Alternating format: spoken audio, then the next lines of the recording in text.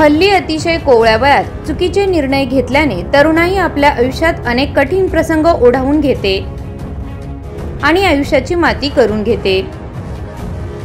अशीच एक घटना कोल्हापूरच्या पन्हाळा तालुक्यात घडलीये। अवघ्या 18व्या वर्षी तिने जगाचा निरोप घेतलाय।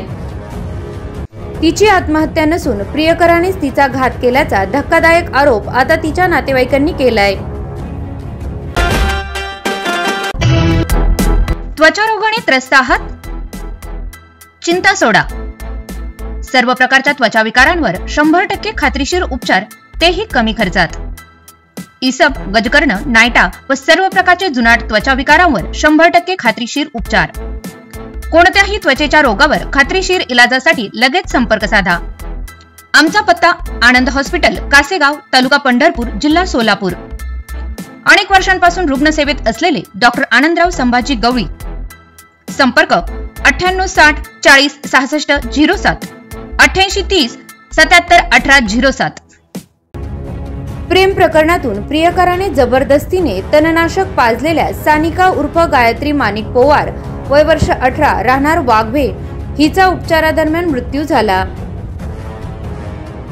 या प्रकरणी प्रियकर आदित्य पाटीलवर खुनाचा गुन्हा नोंद करून त्याला शिक्षा करावी असा आरोप सानिकाचे नातेवाईक संतोष गोळे आणि शशिकांत चव्हाण यांनी केला आहे।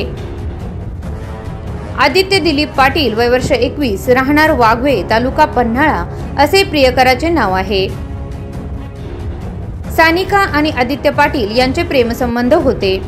ती कॉलेजला जातो म्हणून घरातून बाहेर पडली होती। दुपारी तिच्या मैत्रिणीचा तिच्या वडिलांना फोन आला की तिने औषध प्राशन केले असून आदित्यने तिला उपचारासाठी खाजगी दवाखान्यात दाखल केले आहे। तिची प्रकृती गंभीर असल्याने तिच्यावर खाजगी रुग्णालयात उपचार सुरू असताना तिचा मृत्यू झाला।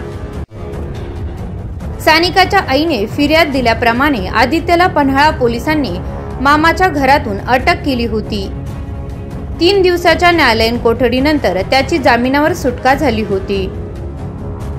गुरुवारी दुपारी सानिकाचा मृत्यू झाल्याने तिला आत्महत्येस प्रवृत्त केल्याप्रकरणी त्याच्यावर गुन्हा नोंदविण्यात आला आहे।